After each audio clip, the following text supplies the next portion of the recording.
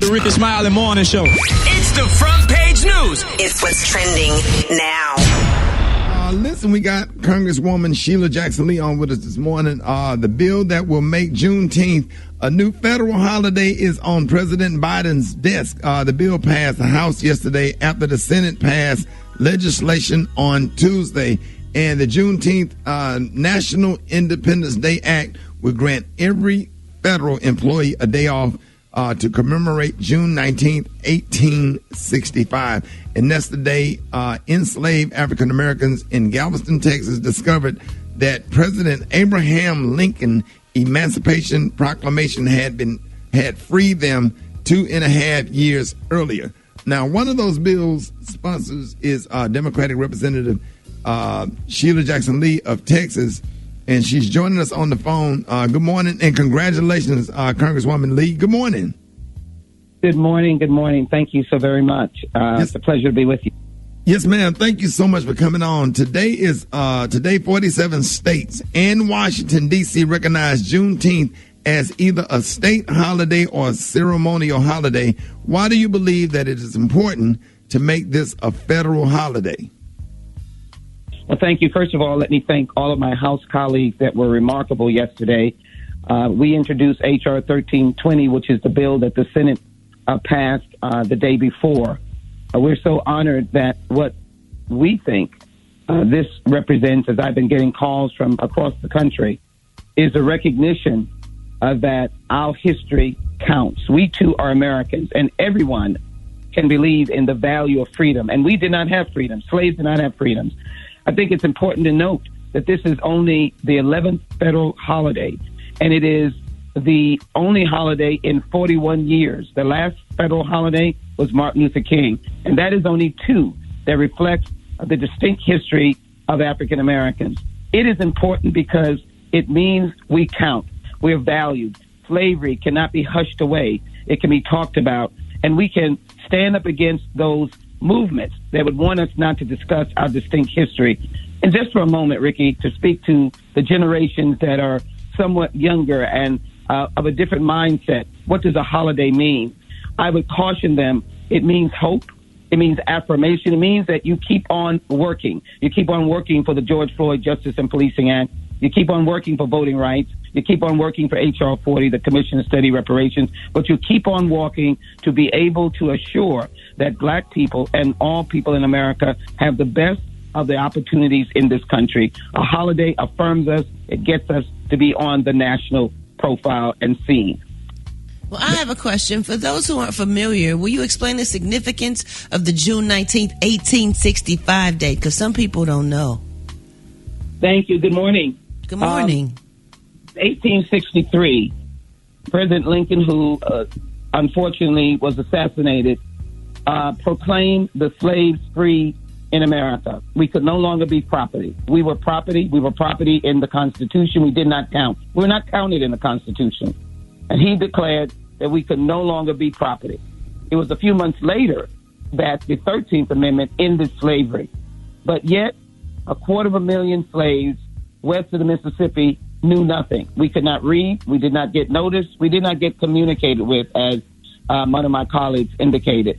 And in doing so, we did not know. We were enslaved. We were, as they say, still slaving away. And so it took 2.5 years for General Granger to land on the shores of Galveston to be able to announce that the slaves were now free and they were no longer the property of their masters. The new terminology that they used was employer and employee. But I can assure you that thousands upon thousands of slaves, once that was announced, made their way up a trail that we now call, out of the bill that I passed with my colleague Senator Cornyn, the Emancipation Trail. It gives me a moment to be able to thank Senator Cornyn, Senator Markey, to be able to thank the Democratic House leadership that did a miracle. It is miraculous to get a bill passed in one day with a rule, a debate, another debate, and then a vote of 415 Republicans and Democrats to 14 noes. 415 yeas to 14 noes. Maybe there's hope as we try to fight for social and racial equity, social justice and racial equity. That's what I take away from it. And every day I say, a definition about this, I say freedom. And the Congressional Black Caucus strongly supporting me for 12 years on this legislation. Chairwoman Joyce Beatty, we are for freedom. So this is not the end. It is simply the beginning. What an amazing moment to have your holiday know about slavery and the fact that we were not free for 2.5 extra years we slaved in those fields. Congresswoman Sheila Jackson, I want to know, how do you guys celebrate in Texas? Because not everyone around the country grew up celebrating Juneteenth, but in Texas, it's very big. So how do you guys celebrate in your city? Oh, all over. And of course, you know, the father of Juneteenth was, of course, Representative Al Edwards, the late Al Edwards. His family is still strong in this movement. Opal Lee is 94 years old, brought 1.6 million petitions from these are Texans from Texas and around the nation to the Capitol last year. A very, very hot day that she brought them. What we do in Texas is that it is amazing. It's all over the state. We have festivals. We have family gatherings. We have very serious commemoration. I will be in Galveston on that very day at where the trail and where Captain Granger came. We will be unveiling a historic mural. We'll be seeing the persons who have been the advocates for 50 years for the holiday. I'll be there with, of course, Senator Cornyn, and a Texas senator, and we will be both serious, emotional, and joyful. There's a lot of food. There's a lot of music. There's a lot of family engagement. There's a lot of community engagement. So you can be assured there's going to be popping up Juneteenth all over Texas and all over the states. By the way, 47 states celebrate Juneteenth. And it's amazing that there are events all over. When I was on the floor, my managers of the bill, meaning they were calling on the members to speak, they're from Pennsylvania. They will be celebrating Juneteenth as they have before on June 19th. It is now an amazing holiday. Again, it affirms us. We count even more. There's hope, and it gives us the pathway to ask. When they say George Floyd, we say, why not? When they say voting rights, we say, why not? When they say HR 40, we say, why not? This holiday is, I believe, a way of a game changer. So there's a lot of fun in our holidays down in Texas, a lot of music, but a lot of seriousness, contemplation, prayer, and recognition of the slavery and the brutality of that life. And it was very brutal. All right, how do you celebrate Juneteenth in your city? Call us up at 866-9-RICKY. What plans do you have to celebrate Juneteenth this year? And if you do not usually celebrate it, will you start it now and it's becoming a federal holiday? And I have to say, growing up in Birmingham, I didn't learn about Juneteenth until I moved to Dallas, Texas. And that's true. I would be not telling the truth if I said anything otherwise. You know, we are over here, closer to Atlanta. I grew up, big civil rights advocate, and 2 hours from Atlanta in Selma and Montgomery. And Juneteenth, I remember moving to Delaware. Like, what is Juneteenth? I probably heard of it before, but it just wasn't taught in our at our elementary school and high school. But I am so excited that y'all got this bill passed. Let's go to the phones. You're on with Sheila Jackson Lee. Good morning. Hey, this is Tyler Wade from Jackson, Mississippi.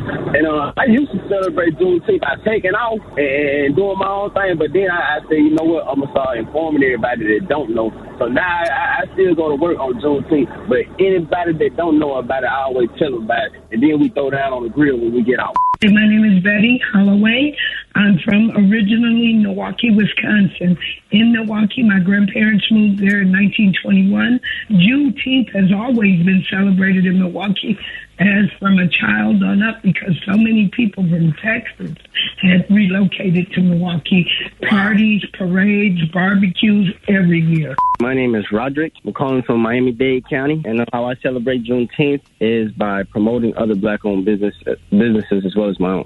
My name is Shantae. I am calling from Lawton, Oklahoma. I grew up in Galveston. I'm originally from Galveston, Texas, and the way we used to celebrate it is that we would do the Freedom Walk from the church where the slaves first found out, and we would do the freedom walk to the courtroom to hear the proclamation being read, and that would happen every year. How I celebrate it now is kind of like the 4th of July. I have a barbecue, I cook out, or go hang out on the beach. Oh, wow. Appreciate those calls. Congresswoman, you want to respond? Well, I think what it does is it says that we have been honoring our own history even without. Now, America,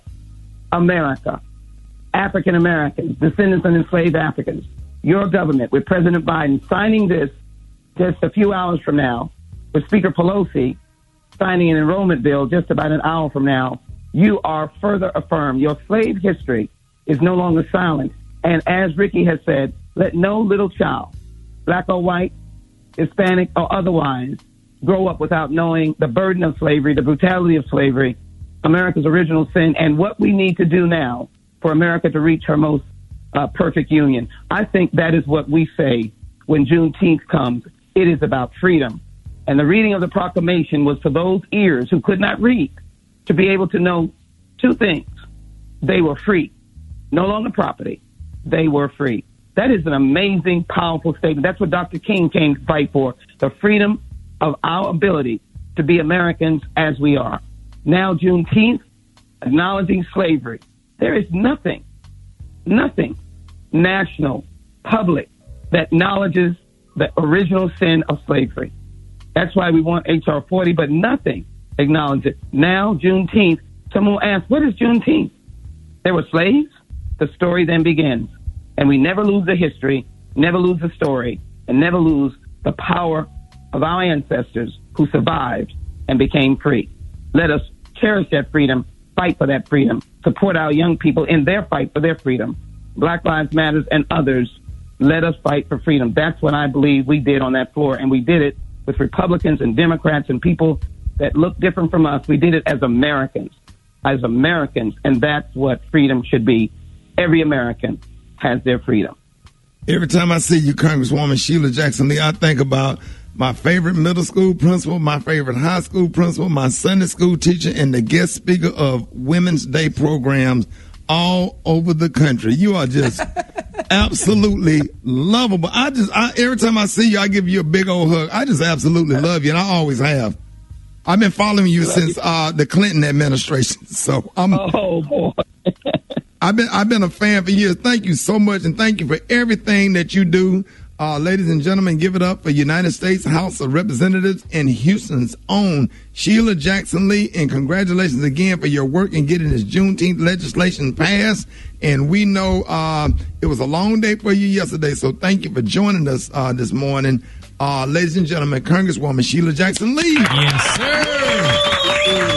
Yes, ma'am. More Rickey Smiley Morning Show coming up. Rickey Smiley Morning Show coming up. Listen, have you subscribed to my YouTube channel? Have you? See right here? Click right here and press the bell so you can see my videos as soon as they're uploaded, okay? So then once they upload, you can see all the videos right there. Press that right there. Don't press it, mash it.